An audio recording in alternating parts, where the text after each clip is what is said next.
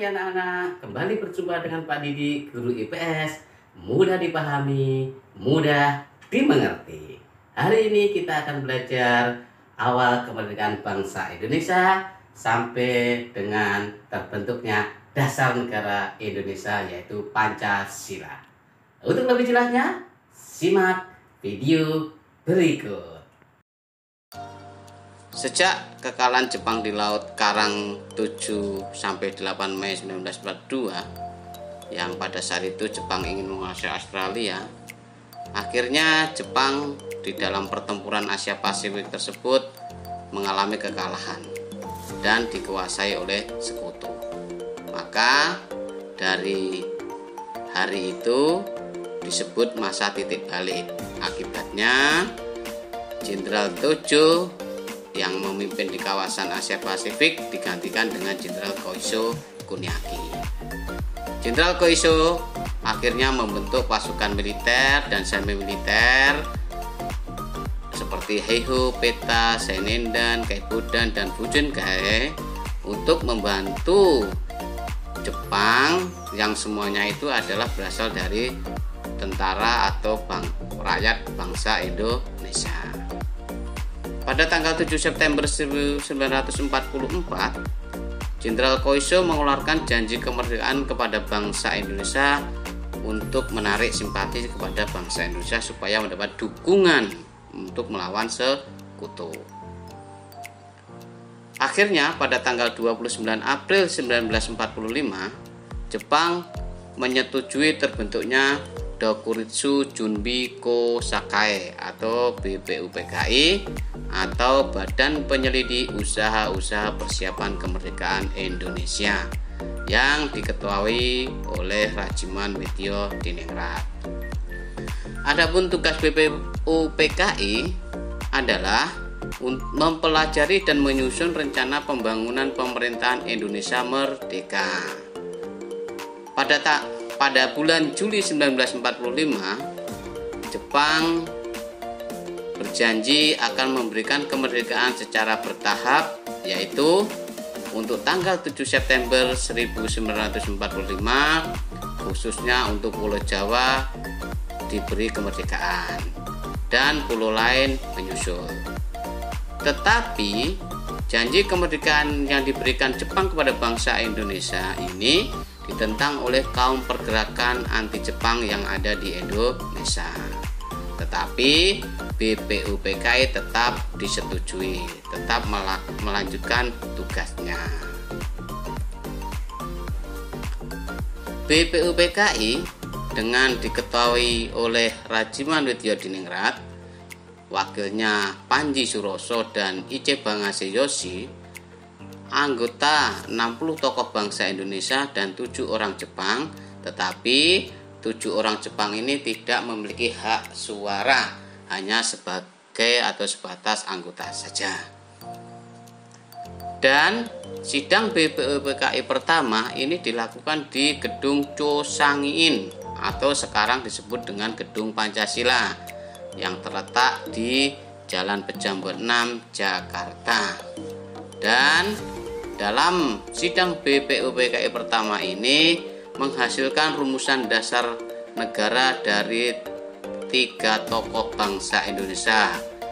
Maksudnya ada 3 tokoh bangsa Indonesia yang memiliki usul dasar negara bangsa Indonesia. Pertama, pada tanggal 29 Mei usul dikemukakan oleh Mr. Muhammad Yamin.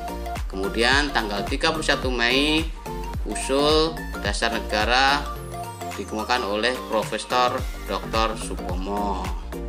Kemudian tanggal 1 Juni usul dasar negara dikemukakan oleh Insinyur Soekarno.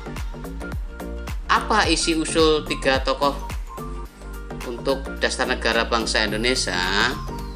Pada usul pertama 29 Mei 1945 oleh Mr. Muhammad Yamin, isinya 1 peri kebangsaan, 2 peri kemanusiaan, 3 peri ketuhanan, 4 peri kerakyatan, dan 5 peri kesejahteraan rakyat. Untuk usul yang kedua yang disampaikan oleh Profesor Dr. Supomo pada tanggal 31 Mei, isinya pertama, persatuan, kedua, kekeluargaan, ketiga, keseimbangan lahir dan batin, keempat, musyawarah, dan kelima, keadilan rakyat. Dan usul yang ketiga yang disampaikan oleh Insinyur Soekarno pada tanggal 1 Juni 1945 yang isinya pertama, kebangsaan Indonesia, dua, internasionalisme atau peri kemanusiaan, tiga, mufakat atau demokrasi, empat, kesetaraan sosial, dan lima, ketuhanan yang Maha Esa. Itu usul yang dikemukakan oleh para tokoh bangsa Indonesia mengenai dasar negara. Tetapi rumusan dasar negara yang dikemukakan oleh tiga tokoh tersebut ternyata belum mencapai kesepakatan pada sidang BPUPKI. Dan rumusan 5 sila dasar negara Republik Indonesia yang dikemukakan oleh Insinyur Soekarno dikenal dengan istilah Pancasila. Dan tanggal 1 Juni ditetapkan sebagai hari lahir Pancasila. Akhirnya, sebelum masa reses sidang BPUPKI pertama, dibentuklah Panitia 9 dengan diketuai oleh Insinyur Soekarno dan bertugas untuk mengolah usulan dasar negara dari usulan para anggota BPUPKI mengenai dasar negara. Pada tanggal 22 Juni 1945, Panitia 9 kembali bertemu dan melakukan pembahasan atau sidang. Panitia kecil atau Panitia 9 yang melakukan sidang pada tanggal 22 Juni ada 9 orang. Yang pertama Insinyur Soekarno, Dr. DRS Muhammad Hatta, Mr. Muhammad Yamin, Mr. Ahmad Subarjo, Mr. A. Maramis, Abdul Kahar Muzakkar, Wahid Hasim, Syagus Salim, Abikusno Cokro Suyoso.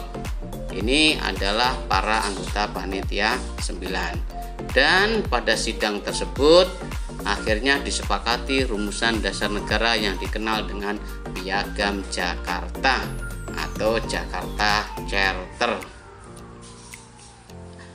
Dari hasil sidang Panitia 9 atau disebut dengan Piagam Jakarta, isinya pertama, ketuhanan dengan berkewajiban menjalankan syariat-syariat Islam bagi para pemeluknya. Kedua, kemanusiaan yang adil dan beradab. Ketiga, persatuan Indonesia. Keempat, kerakyatan yang dipimpin oleh hikmat kebijaksanaan dalam permusyawaratan perwakilan. Kelima, keadilan sosial bagi seluruh rakyat Indonesia. Dan Piagam Jakarta ini menjadi mukadimah Undang-Undang Dasar 1945. Dalam perumusan Piagam Jakarta sebagai dasar filsafat negara Indonesia merdeka, diadakan perubahan khususnya sila pertama, yaitu menjadi ketuhanan yang Maha Esa, yang pada saat Piagam Jakarta ketuhanan dengan berkewajiban menjalankan syariat-syariat Islam bagi para pemeluknya.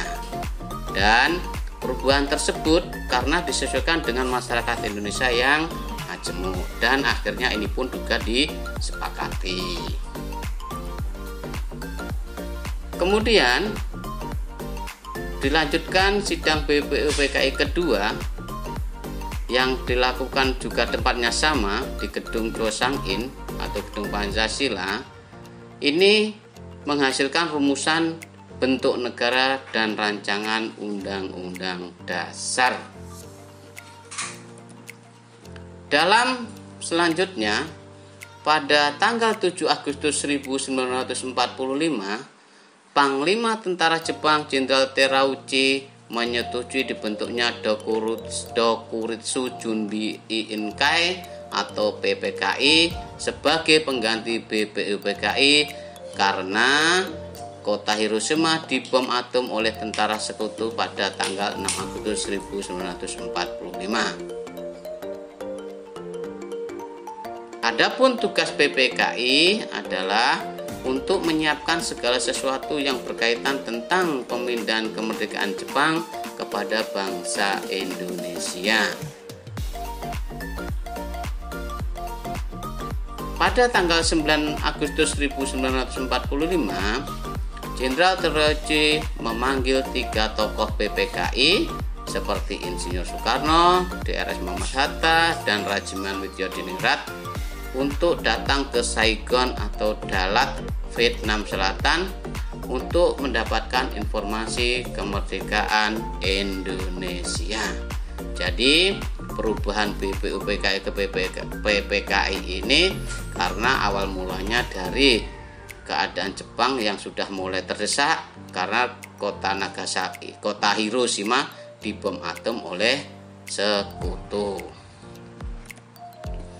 Kemudian siapa saja anggota PPKI? Anggota PPKI terdiri dari Ketua Insinyur Soekarno, wakilnya DRS Muhammad Hatta, dan anggota PPKI terdiri dari 21 orang pada awal mulanya, akhirnya menjadi 27 orang.